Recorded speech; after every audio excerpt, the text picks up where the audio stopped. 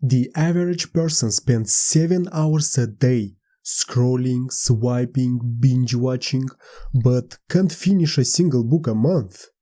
Here's the thing. Your brain is literally wired to choose TikTok over Tolstoy.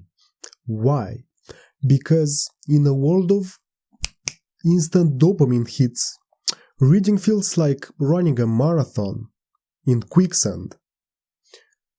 But what if I told you that reading isn't just for book nerds?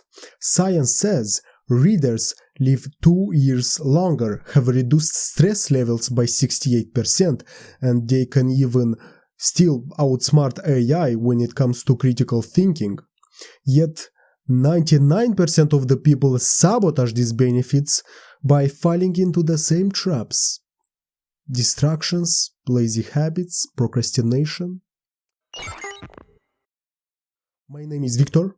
I'm a psychology student, obsessed with psychology, and I've tried to hack the science of reading, and I'm gonna share that with you because in my case, reading is a big part of my life right now and a big part of my success in my career that I chose. So yeah, reading is important. And today I'm breaking down exactly how to trick your brain into craving books over reels, turn reading into an actual pleasure, and help you avoid the biggest mistake that kills 90% of readers' progress. So if you think reading is a great thing to do, but let's be honest, everyone's a bit lazy, stick around. It's kinda long though, but with high value for you, and at the end you can tell me in the comments if there was high value or not. With so many distractions, it's harder than ever to focus on a book. It's not as interesting to read compared to the other engaging stuff that you can occupy yourself. We happen to be interested in some useless things more than reading a good book. Why? Because the most frequent information right now became very easy, free, and the content that we're watching and absorbing became less complicated. Easy, stupid, dumb, if I may say. That's why it's so engaging, which is also simple to explain. Our brains are designed to be economic, to be lazy, to take shortcuts. And the current content creators are fighting for who's gonna make the most simple, effortless content for the viewer. Because complicated content just turns the viewer away, like probably this video does right now, huh? Humans don't like to solve something complicated if they are not forced to do so. So here you are. Maybe by watching this video you can and will become one of the few that were capable of detaching themselves from this ineffective, destructive flow, from folks that lack self-reflection, unable to see and unwilling to see the outcome of their actions. Our brains have naturally evolved to favor simple information over complex one when we are faced with this choice. This video will help you with the ability to read, with your reading motivation, with the ability to memorize and use the knowledge from them. Now, there's lots of VODs on the internet on how to remember everything from a book. And no, of course it's a clickbait. You don't need to remember everything. You need memory and for the other important daily tasks. So I'll share the most effective, research-backed strategies to help you read better, enjoy it more. Now, of course, there's lots of topics, questions, and things that are related with reading, which I won't cover. I will touch only the essential parts that everyone needs to know about. The parts that appear to be the most important and the most effective in this current time with this current population. So I won't swim in the whole structure of reading because it's huge. You can make a book about how to read books. That's how big and complex it can get. First of all, the first thing and the most important one is motivation. If the people around you don't read, it's highly unlikely that you will. Now, the question is why the population reads less? Well, that's the result of the environment that we live in. Now, also it's wrong to think that humans are lazy creatures. That's simply not true. We are made to starve for information, to look around us for food, energy, calories. We are made to run in the jungle all day long, one after another, naked in plus 100 Fahrenheit to catch that deer or something. Each one of us is made for that. So saying humans are lazy creatures, it's what? But now we don't live in those times. We have more than enough food, but our brains remained the same anyway. That's why our brain is a motivational and at the same time economical machine. Most of the people think that they aren't reading a lot throughout the day, but that's an illusion. Reading means absorbing information, and it's energy taking. Well, watching ads is also energy taking. Watching VODs, shorts, stories, checking your status, your messages, likes on your picture. Right now we absorb information almost all the time, so saying we don't have enough energy is wrong, because we're oftenly not conscious about when and where we spend our energy. You might only think that watching some memes or texting with someone is not energy taking, but in reality, these are the things that take all our daily dopamine. So, in conclusion, informational hygiene is crucial. Informational hygiene, high priority. Because if you don't have energy for stuff that is actually important, you can already guess what you have to do. We've become very self-destructive, the environment is very destructive, there are near infinite numbers of stimulants and the digital industries that fight to get your attention, just like I do right now, but I am doing it in your advantage, for your profit compared to them. There's a frequent proverb, you are what you eat, remember? Well, not really. You are what information you're absorbing and processing.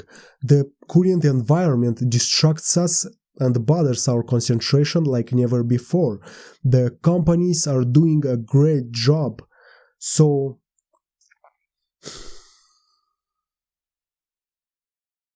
I'm encouraging you, don't be their puppet.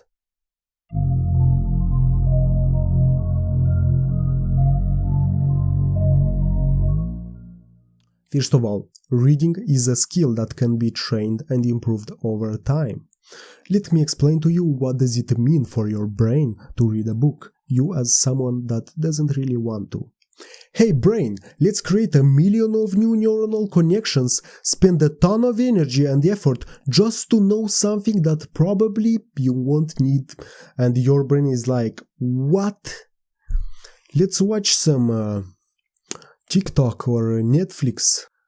There's no need for us to invest so much effort in something that we kinda don't need. We will rather choose internet than read a good book. Why? Because it requires energy and effort, and our brain won't spend it on something that doesn't have a point, that doesn't have a value for him. So we have to increase the motivation, increase the value of reading, see it, know about why reading is great and why internet content sucks for us.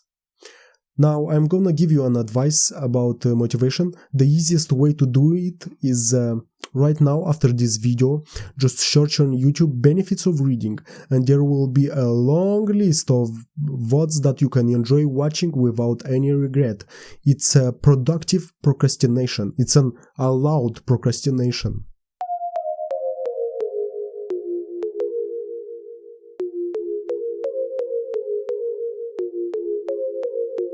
Now, of course, I'm gonna show you a few benefits as well, and all these benefits of reading correlate and interact with each other, so they are 100% facts. First, I have a question. Who wants to live longer? I wanna live longer, well, readers live longer. Book readers live an average of 23 months longer than non-readers. According to a 2016 study from researchers at the Yale University School of Public Health, reading books could reduce mortality by up to 20%, so book reading is associated with life longevity. While reading in general can increase lifespan, the survival advantage was significantly higher for the book readers than it was for those that read magazines or newspaper, and I'm not even talking about the internet abusers of today. Another study found that reading fiction books for at least 30 minutes a day could add an average of 2 years to readers' life. Research says people that add reading to their daily habits have an increase in white neuronal matter, and another research with people that are obsessed with internet have lower white matter, and white matter is almost literally brain cells. I think you can already guess what does it mean. So, increased white matter fosters better cognitive functions, motor skills, emotional regulation, and overall brain health. Engaging in activities like reading, which promotes white matter's growth, supports the brain's adaptability and can improve quality of life over time. Low white matter, however, is a concern, as it can lead to slower cognitive processing, impaired decision-making, memory loss, and emotional disturbance. Reducing factors that negatively affect white matter, like internet addiction or excessive screen time, can help preserve brain health and mental clarity. Stress reduction. A 2009 study at the University of Sussex found that reading can reduce stress by up to 68%. Another research backs this up, including a study that found 30 minutes of reading had the same ability to decrease stress as 30 minutes of yoga, so reading is like a form of meditation, and meditation is very effective on treating ADHD, for example. So reading is good for lowering your ADHD symptoms, which is a really common problem right now. Reading books reduces cortisol, and if you have a bad mood, you must probably have a high level of cortisol. That's the explanation why reading makes us happier, because it reduces the cortisol levels, which equals with a higher chances of a normal good mood, happy mood. While people engrossing in their own ways, TV, movies, scrolling through social media, that doesn't offer the same degree of escape and calm that reading a book provides. Even 5 minutes of reading can reduce stress by 40%. And I think that's just wow, it's huge. Helps lessen cognitive decline as you get older, reduces the progression of Alzheimer's disease, which is a really cool thing if you wanna be on the same intellectual level at least as your grandchildren when you get old. Improves our cognitive processes, which means improves our memorization, critical thinking, our perception, creativity, attention. All the researchers say that readers score higher on IQ tests and have a better academic performance. Enhances conversation skills, our empathy and emotional intelligence, EAQ, which means better interactions with others, better understanding of others and yourself, better relationship as well. You'll be more social, people will like you more, people will want to interact with you more, so you'll be more likable. You'll be able to speak better, to have a better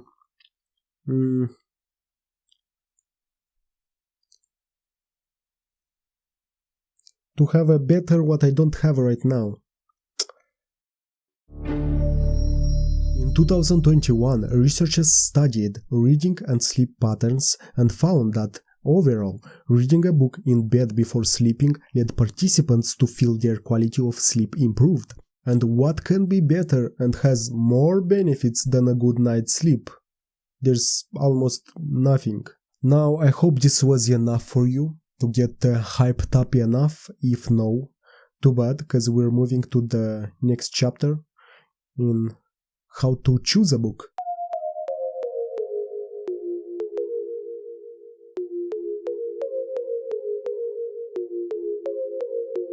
So the first step is choosing a book.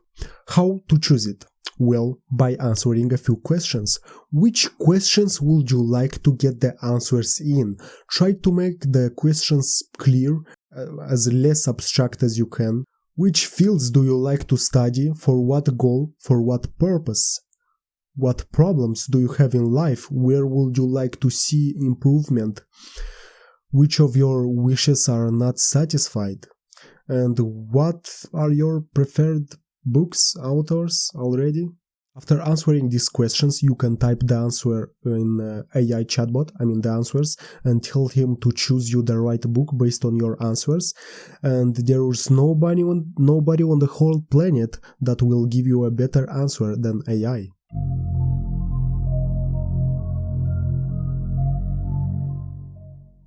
The best way to read is a combination of active and passive reading, even though I'll be breaking down more active reading and how to make it very active. That doesn't mean fast, by the way. Passive reading is the fastest reading. Now, of course, my advice is mainly focus on active reading. Use passive one as a way of relaxation. So finally, we've got to the actual core. Before reading a book, you should set yourself a few questions, goals that should be accomplished throughout reading. So there should be a clear purpose of your reading. You're not reading just to read. Now, you've set yourself a few questions, you chose a book, and this is very important. Almost every time before you start reading, you should have these questions in your mind. So while you read, there is always, why am I reading? You can have a pen and paper or note-taking device, so while you're reading, when you see the answer or you can feel a part of the answer to your question, you should note it. Note your thoughts, insights when you feel like you're touching the answer. Set the goal of the book. We can read also just to read. Someone is automatically just getting pleasure from reading, so they do it without a goal, because even the process itself gives them enough pleasure to do it. And that's what we should aim for ourselves. But a majority of us are too high-fed with internet content, so it's a hard one to do, to enjoy reading. A study question-driven reading in memory and cognition found that readers who actively generate questions while reading scored significantly higher on comprehension tests than those who read passively. In conclusion, while you read, there is always, why am I reading?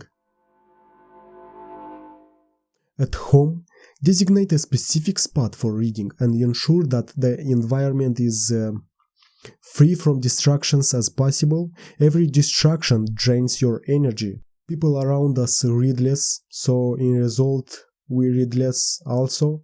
Our environment right now is made to distract us on every step, and our brain will do it with pleasure. Make your environment without distractions. Now, the number one mistake that kills 90% of readers' progress, it's the illusion of understanding. So, it's when you read and everything is pretty much clear, understandable, kinda even boring actually. There's some good info here and there. No. Now I'll explain to you what's happening in this moment. It's when your brain, in order to save energy that he doesn't need anyway, he's really good at creating the picture of the environment fast. By that I mean the picture of what you're reading too fast. So everything becomes clear to you and you're just reading, not knowing of your own illusion, because you think that you understand what you're reading and you're confident, but in reality your brain is just avoiding the real work. Your thinking process shuts down. That's one of the definitions of not being smart actually. Now, why is it happening? So your brain won't have to add new things, new facts in your analysis, in your process of thinking. It's like an economical reading or lazy reading, I will say. And it's fine, it's a common thing. But now, after I've told you, be more conscious about what you read. So always stay with this critical view. Our brain is a tricky organ. He's a master of illusion. He doesn't want to be in this unknowing position because it will force him to work. He's made by evolution to observe what's going on and analyze it and make the decision fast, to create the whole picture fast. But reading and thinking process is the opposite to that. So the thing that you should focus on is getting pleasure from being a discoverer, to get pleasure from the unknowing factors. So when we're reading books, everything becomes understandable. You know the words, the sentences. In conclusion, the book is decent. Yeah, I have read the book, I know it, but that's wrong. When we read like this, we risk to lose ideas from the book. The value decreases. Get the ideas, get that value from that book, analyze them, use them. Again, you may think that you understand what you're reading, but that doesn't mean that you actually understand the material. So be curious, enjoy, always be in this position of uncertainty and focus on getting pleasure from it. So when you catch yourself not knowing something or not understanding, good, that's a good sign. And I can't say it with better words than Niels Bohr. How wonderful that we have met with a paradox. Now we have some hope of making progress. Niels Bohr is a quantum mechanics genius, by the way, and he marks this necessity for the position of uncertainty. If you didn't know, warning, now you'll hear some complicated information. The book is always being read by your brain, and he will always read somehow to make everything look clear. He will read everything so there will be no paradoxes, no puzzlement, so he won't have to think, so he won't have to spend energy, won't have to work. In conclusion, it's a cognitive distortion when we read and everything becomes easy, clear. But in reality, you only think that you understand what you're reading. That's just your brain trying to manipulate you. So he won't have to work to solve complicated stuff. Our brain doesn't always work into our best interest, and that's a really important conclusion for you to think about. Make a signal for yourself when to read, maybe a timer or every morning after morning routine, before and after breakfast, or a timeline in the day. So for example, when you have free time, that can be your signal. That's the signal when you can start reading. Or just when you are doing some stupid, useless, self-destructive stuff like watching too much YouTube shorts or wasting time. So you probably will start self-punishing yourself. That's your sign to get back to reading. Now, you probably saw somewhere that after hard work, you should reward yourself with something that you like. And I think that's not an effective strategy, because after you rewarded yourself, now you're getting back to reading, and you don't think about the reading process. You think about the reward. And reading itself isn't and won't be enough of a pleasure for you to already feel happy. But you can try it out, maybe it works for you. So what I'll tell to you is read, then you can do some 5 minutes of light exercises, movements, meditation, and see how the reading goes after that. It's different. At least this strategy works very well for me, because you're making reading as the reward in this case. You know, just accomplishing reading is already rewarding, because it makes you feel great, relaxed, happy, conscious, proud.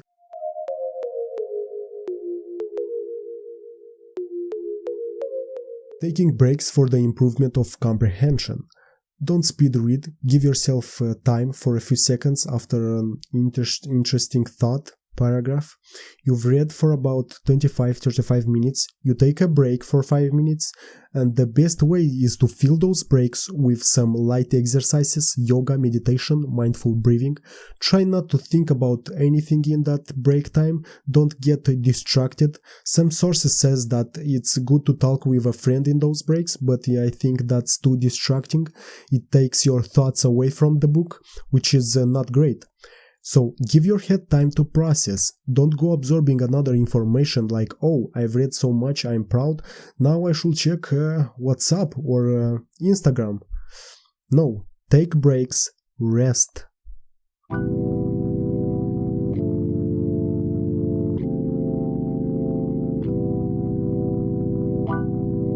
The winding phenomenon. So you know this moment when your mind is wandering while you read.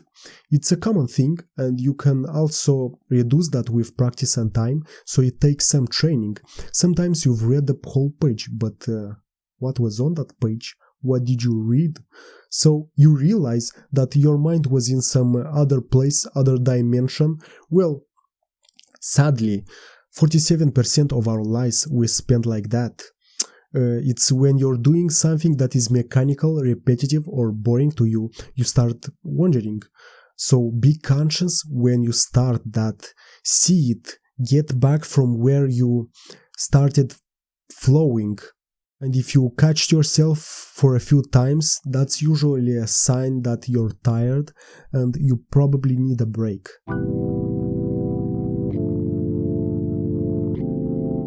The less distracting factors you have, the better you concentrate. And if you get distracted, just get back to the reading process. Relax. Now about taking notes, also one of the key instruments. Take the notes when there is a change in your emotional state because of the text, when you feel this wow insight or something worth to get back in the future. Some inspirational part, sequence, also write with your own words. You can copy the text from the book, but also add yours after. You can also note when you felt worse and see why is that. Combining reading with writing or discussion, active approaches, amplifies the learning benefits. So, making your book summary, making book notes if you never did it, you'll see that reading becomes something different in a good way. If you have no time, then even some minimal thoughts will still be great. Relating the text with your own life, with your experience. So there's a good quote. The faults of others are easier to see than our own, yet it is the examination of our own failings that brings growth. Buddhist teaching. So what does it mean? It's really easy for us to see the mistakes of others than seeing our own mistakes, which also goes into brain tricks. Because again, if you see the mistakes of others and correct them, your brain feels superior. Your brain feels great, special, because he's the right one, so he doesn't need to change himself. Others have to.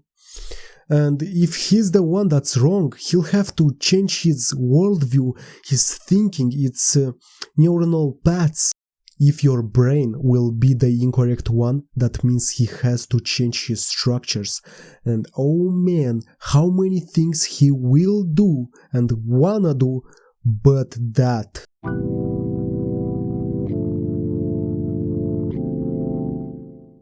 Now you see that the brain doesn't wanna use the knowledge from the book because it means work, it means effort, energy.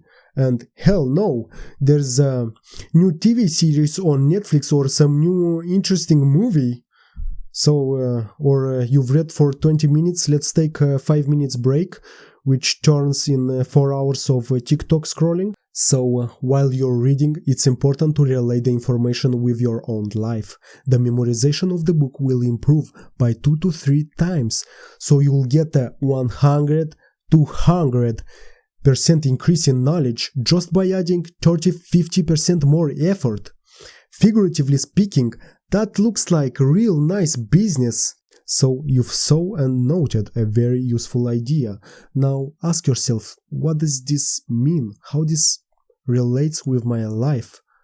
What about now? What about the future? How can I use it? Yes, you'll need more time and effort, but the value and the efficiency of the book increases by times. So in other words, reading equals relating the text with your experience. We've read and we're like, yes, I understand what I am reading, but that won't do much.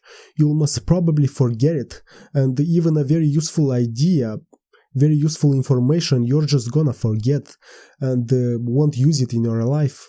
Then why are you reading? The truth is that you're just reading, that's all. And that's not so effective for the most people. That's the common reason why people don't make any progress, don't make any life quality improvement, because they just read. Now, don't get me wrong, just reading is great, but you're walking out with a few steps from the actual price. Brain is a tricky, unwilling organ. He would rather read more than actually work and use that information in your life. He doesn't want to change your behavior. He doesn't want to use these changing ideas. But isn't that why you're reading? To get some value from the book that you can use? In conclusion, when you saw an insightful information, ask yourself, what does it really mean for me? Use it.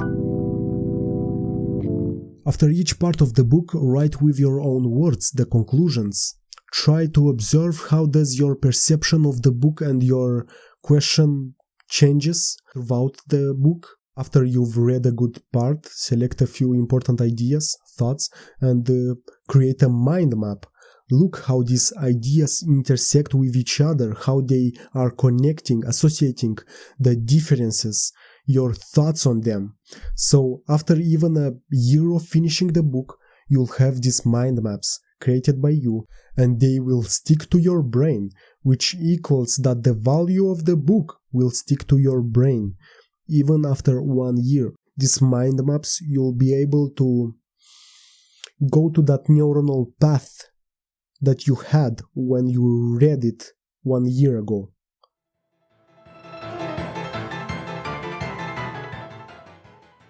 Speed reading. Speed reading is a good thing, but only for a category of books and a category of people, like med students, where the material isn't hard to understand, but it's a lot of it. And for the fiction books, same. Now, as probably you noticed, I'm more focused on non-fiction books and science. And that's why for the rest of us, I'll say this, a quote of Oscar Wilde. I took a course in fast reading and I read War and Peace in 20 minutes. It's about Russia. Now, this line with Wilde's humor marks the superficial understanding that can result from speed reading. I hope it tells you enough. So, if you read faster, your process of thinking will be weaker, you will miss ideas, thoughts, so it's not really a good thing in my opinion. Read with your own speed. Doesn't matter how fast you've read the book, what matters is the value that you get from it.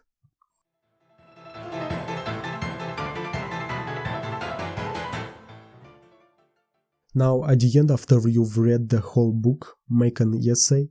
I know, homework. So make the essay with all the ideas that remain in your head. Create the last image, verdict of the book. Make that book count. Make your time count. So write everything that's important and remain in your head. Answer your questions from the beginning.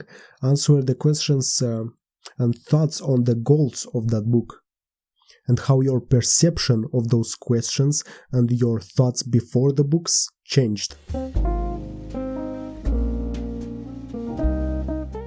A common problem when people stop their reading, like at all I mean, try to remember why you stopped reading. Maybe the destructive behaviors took high ground, which is a fine thing.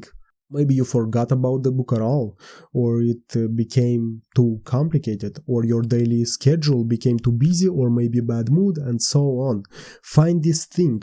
It will make you more conscious about your reading activity. So next time you will see when you're kinda doing it again. Also, catch yourself when you stopped reading because of your unwillingness. You know the book is great, you know reading is beneficial for you, but you still avoid these tasks. That's when it's not good. Be more cautious. Catch yourself in these moments.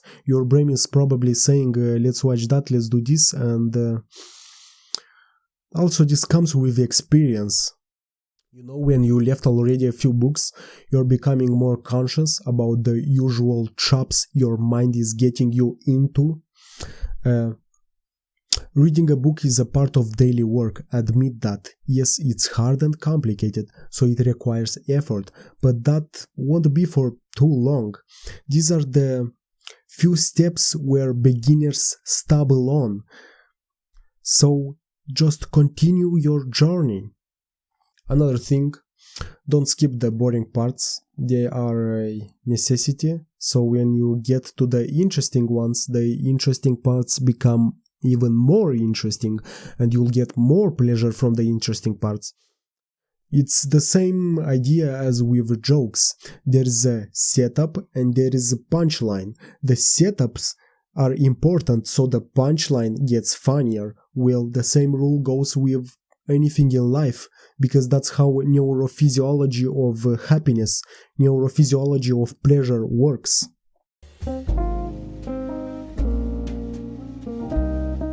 Question: how much to read per day? And the answer is as much as you like, as much as you need, as much as you enjoy. Just make sure when you get very tired, you see that the thoughts are sleeping, concentration goes down, you read without understanding, or the book becomes too complicated. Take a break for 5-10 minutes, do some stretching, yoga exercises, meditate, be mindful in the pause time, and try not to get any other additional distracting information. Then come back to reading again.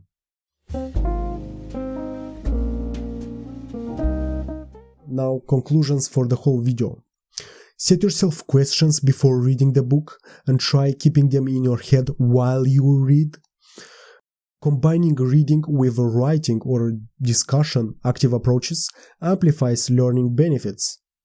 The illusion of understanding is a cognitive distortion when we read, and everything becomes kinda easy, clear, but in reality you only think that you understand what you're reading. That's just your brain trying to manipulate you, so he won't have to work to solve complicated stuff. But of course, our brain doesn't always work into our best interest. We may think that we understand what we read, but that doesn't mean that we actually understand the material.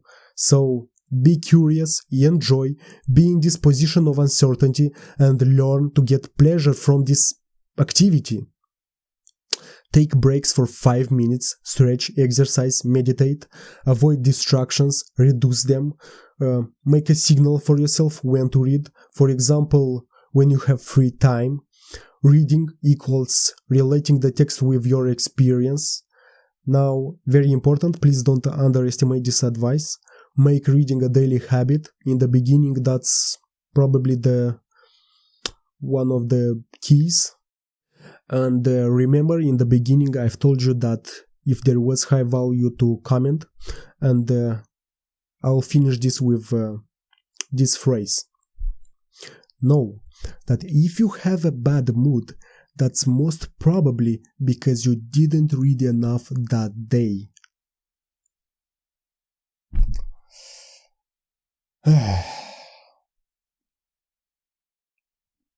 See ya.